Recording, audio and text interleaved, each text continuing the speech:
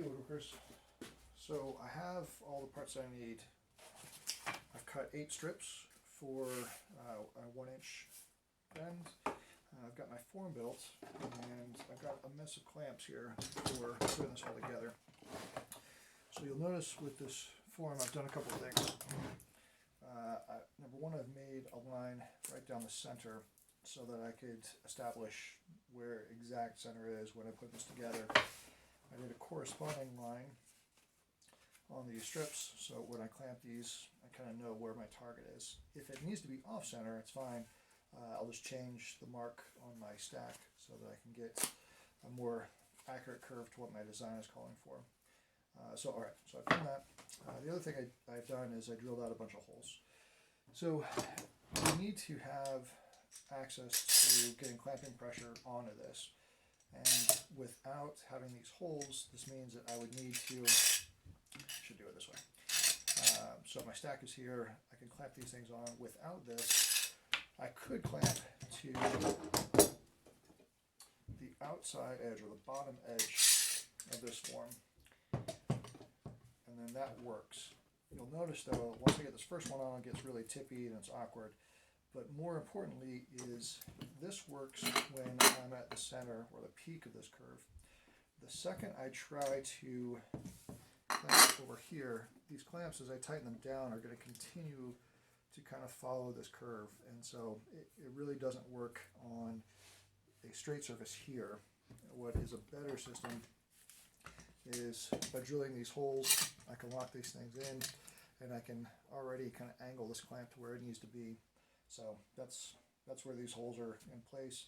I've offset these things and cut a couple more than I really need for the reasons of just having access all the way around. Okay.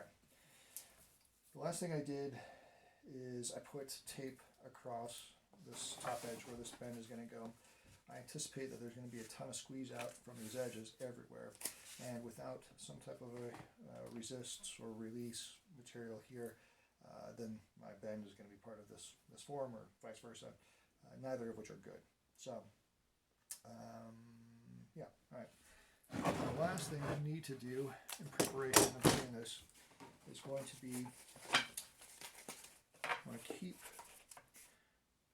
these laminations in sequence here, so I made these marks as we talked about, and then I'll need to open it up and then distribute the glue.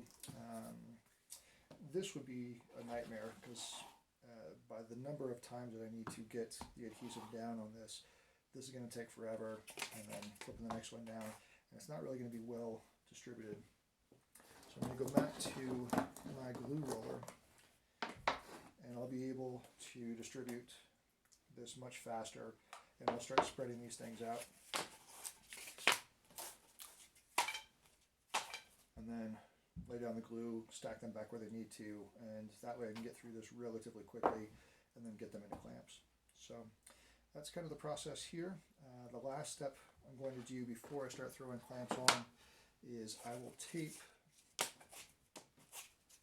That's how you go. No, it's not. I will tape the center of these all the way around, and that will clamp these in both axes, so when I put them into the form, it's not going to start sliding all over the place. In other words, I can control this area.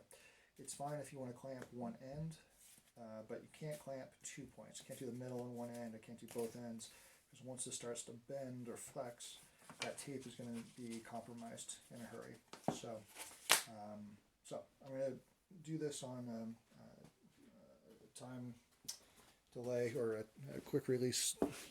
You know what I mean. I'm going to do this so you don't have to listen to me and watch me use adult language to glue this up.